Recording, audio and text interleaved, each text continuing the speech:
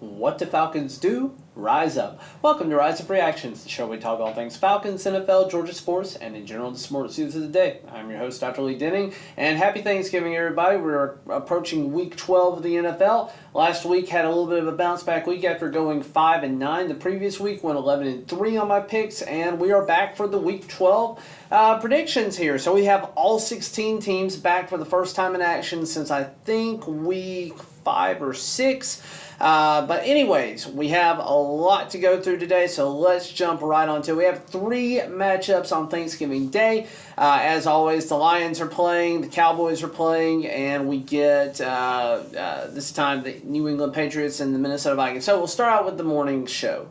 The Buffalo Bills going to Detroit. Once again, after they got snowed out of their own home stadium for fairly unseasonably cold weather for Buffalo standards, really for everybody's standards. It's been cold in Georgia. You have the Buffalo Bills going to the Detroit Lions. Detroit Lions are playing good on both sides of the ball right now. They are at home. Thanksgiving is always a big day for the Lions. They have had many an upset and have shown out on a short week going into the Thursday Thanksgiving games. The Bills are looking okay overall. They bounced back this past week after having a lot of struggles in the early part of the game. I still think the Bills are the most talented team here. Because of that, the Detroit Lions, I'm sorry, you guys are number 2 in your division, but you're going to be 4-7 at the end of the day. It would not surprise me, though, if this is a trap game for Buffalo going back to Detroit. But Buffalo, I just think, is too good. I think they're going to take this one. Then you have what initially I thought at the beginning of the season would have been a crap matchup with the New York Giants at the Dallas Cowboys for, again, Dallas Cowboys playing on Thanksgiving as a tradition. So Dallas has the 4 o'clock game, or the 4:30 game here, rather. New York Giants are coming off a couple of losses. They have looked bad, and it seems to be like there's a course correction in the NFL going on for what people's expectations actually were for some of these teams. New York has not had a consistent pass catcher, which is part of their problem. In this year's draft, they need to be... I don't know if they need to focus on getting that guy. They probably need to find somebody in the free agent market, but that's the problem. There's not going to be a ton of big name free agents this year. A lot of these guys are getting signed for renewals and big deals, so they're going to have to find their future somehow in the draft, or maybe make some magic happen with a trade in the offseason. But right now, New York Giants at the Cowboys. Cowboys coming out having played a complete game, 40-3 against the Minnesota Vikings, just absolutely whooping them in the Bird Killer Stadium up there in Minnesota. I'm going to go Dallas Cowboys. I think it's a safer bet overall, and I like their team. New England Patriots coming off of an ugly win, special teams all day long against the New York Jets. Going to Minnesota coming off of an incredibly disappointing loss. Incredibly disappointing showing altogether. Kirk Cousins looked bad. Dalvin Cook looked bad. That entire offense looked bad. TJ Hawkinson had a bunch of drops or a bunch of just terrible attempts to catch the ball. Didn't look good overall. I do look for them to bounce back this week, though. New England, their offense is not good. Their defense is fine. But I think offense for the Minnesota Vikings will ultimately win the day, especially on a short week, and they get to stay at home in Minnesota. I think they are going to be looking to bounce back in a big way, so give me Minnesota over the New England Patriots. Then we have the first of the 1 o'clock games for Sunday, Tampa Bay at Cleveland. Now, we still are without Deshaun Watson here for the Cleveland Browns. This will be the last week without him. We get to have Deshaun back next week. Tampa Bay was off this past week. They did have an injury to Leonard Fournette in that game, so it'll be interesting to see what happens with him. I believe they're still a little banged up in their wide receiver core, but we'll see what happens as the injury reports come out later this week. For right now, though, I actually am going to give the edge, surprisingly, to the Cleveland Browns. It is in Cleveland. It is in November. It is in incredibly cold weather. The rest of the team, besides Tom Brady, are not particularly used to playing outside in a lake effect town in the middle of November, in late November. So I am going to give the edge to the Browns. I'm actually going to say they come away and they steal one from the Buccaneers. Now, some of this is a little hopeful in me because I'm a Falcons fan, and I'm just hoping that the frackin' Tampa Bay Buccaneers implode for the next 4 to 5 weeks. So I'm probably going to be picking against the Bucs going forward here for a little while, but give me Cleveland all day long. Then we come back and we have what I think is probably one of the better matchups, and I'm a little surprised this isn't getting flexed into a later time, but we have the Cincinnati Bengals at the Tennessee Titans. Cincinnati didn't particularly play great football against Pittsburgh, still found a way to win. Jamar Chase may be coming back. That's kind of the big news of the week. If he's not back this week, he'll be back next week. But if Jamar Chase is back, easily I give this to the Bengals. Now, the Tennessee Titans defense has been a lot better in the last few weeks. They put up a lot of points offensively, which they had not done against the Packers. Again, I think the Packers had kind of a weird game where they came together in kind of uncharacteristic for the season fashion against the Cowboys 2 weeks ago. So I do think that the Tennessee Titans are still not necessarily the greatest team in the world here for putting a bunch of points up on the Packers. It's going to be close. America has this as a 50-50 pick'em game. I'm going to go Cincinnati Bengals. I just trust Joe Burrow and the offense of the Bengals more than I trust the defense or the offense for the Titans. I trust the defense for the Bengals to be competent, and I trust their offense to be great. So we'll go with the Bengals there. Then we have the hapless Houston Texans, 1-8-1 against the Miami Dolphins in Miami. Now, give me the Dolphins. I don't need to talk about this one. Houston Texans are playing for the number 1 pick overall. They're playing for their future quarterback. They're playing for their future franchise. They are in the middle of what seems like a 5-year rebuild, but they are. Yeah, it would shock me if they are super competitive in this game. The Miami Dolphins have played amazing football since Tua's been back and basically not having his brain turned to mush. So I am going to go Miami Dolphins. 98% of America agrees. This could be a trap game just because whenever 98% of anybody picks something, there's always that 2% chance that something stupid happens. So Miami, though, is who my pick is going to be for this one. Then we have the Chicago Bears at the New York Jets. This is a tough one. The Chicago Bears are coming off of a very disappointing week and some injuries to Justin Fields. He looked banged up to hell at the end of the Falcons game. He was carrying that left shoulder, dragging it. I don't know why they kept him out there for that final drive when it looked like he was taking a beating on his legs. His shoulder was hurt, and he was getting pressure all day long because guess what? You don't have a good offensive line in Minnesota. Or not Minnesota, sorry, Chicago. The Jets, though. Jets are coming off of an incredibly hard-fought defensive game. Now, their defense is no joke. Their defense is actually very, very good.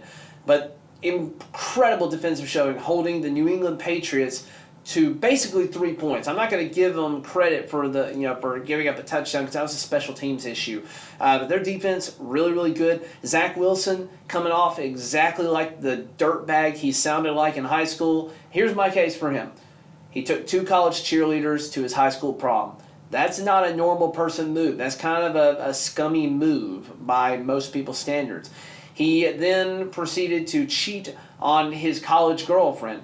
Also seems to be a little bit scummy. Oh, and he had a relationship, at least for one night, with his mom's best friend. Not necessarily the most character-building things I can think of, just off the top of my head. Now, is he a nice person in real life? I don't know, but from what I've seen from him, that all seems to point towards not so much. So I don't know why you expect Zach Wilson to come out and say, anything other than, is it your fault that the team's doing bad? No. Are you letting the defense down? No. Defense is pissed off at him, and then so is coaching staff. They have not named him the starter for this week. There's a good chance that Joe Flacco plays. Regardless of who starts, though, I think the Jets are a slightly better team than the Bears right now, so give me New York Jets in New York. Then we have the Falcons coming off of a big win against the said Chicago Bears, going to the Washington Commies. Washington is on has won 5 out of the last 6 games. They are tough. They have rallied behind Taylor Heineke. It's going to be at FedEx Field. I have said this the whole time. Marcus Mariota has never finished a season an entire season of football. We are now playing longer seasons. He's never finished an entire season as a starter healthy, even when he was younger, coming fresh out of college. I think this is a possibility that he or one of our players or even one of the Washington players gets hurt, because that field just never looks good this time of year in FedEx. That said, I'm going to go with the Falcons. I'm ride or die with us. Give me the Falcons here. Only 20% of America thinks we're going to win this game. We rallied to beat the Bears. We are going to ride that high into Washington, D.C., or wherever the heck that game's actually played, an hour outside of the city. Give me my Falcons over the Commies. Let's make both teams 6-6, and maybe the Falcons take the division lead here.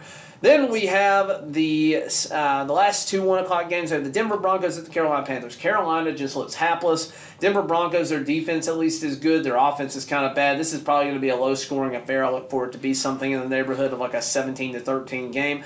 Give me the Denver Broncos, though. I think they find a way to win here. Carolina just does not look like a good team overall, even though they played the Falcons really well both times they played us. They just don't look good. They don't have a good identity at quarterback, so give me the Broncos, who at least have Russ, who, if he can figure out how to actually call the right hot routes, the right audibles, might actually be decent for him. So, yeah, Denver Broncos there. Then we have the Baltimore Ravens at the Jacksonville Jaguars. This could be a trap game for the Baltimore Ravens. The Baltimore Ravens did not particularly look good against the Carolina Panthers last week. Jacksonville Jaguars are at home. They are coming. I think they had a bye last week. Yep, they did have a bye, because in fantasy I had Christian Kirk and I didn't get to play him. So Christian Kirk could come alive here. That secondary of Baltimore is still suspect. That said, I am not going to go against America. I'm going to pick with 94%. Give me the Baltimore Ravens. Coming back after that break, we have the Los Angeles Chargers at the Arizona Cardinals. Arizona taking a thrashing from the San Francisco 49ers last night, and the Los Angeles Chargers having yet another competitive game with the Chiefs. They were one touchdown away in both games of the Chiefs from being 7-3 right now. The Chargers are going to be very likely without Mike Williams, which means Joshua Palmer is going to be a pretty decent plug-and-play for fantasy. Keenan Allen is still healthy for right now. We'll see what happens with him as the week goes on. Arizona Cardinals just don't look good. Rondale Moore went down early with injury. So they're dealing with some hurt players right now, and Kyler just doesn't look good. I think Cliff Kingsbury, this is his last year in Arizona. They are not happy with him. I think they let him finish out the season because it just doesn't make sense not to, but I think he is going to be one of the first coaches fired at the end of the year. Give me the Chargers making a playoff push here over the Cardinals. And then we have 3 more 4 o'clock matchups to talk about. We have the Raiders at the Seahawks. Seahawks having a week off after going to Munich, Germany.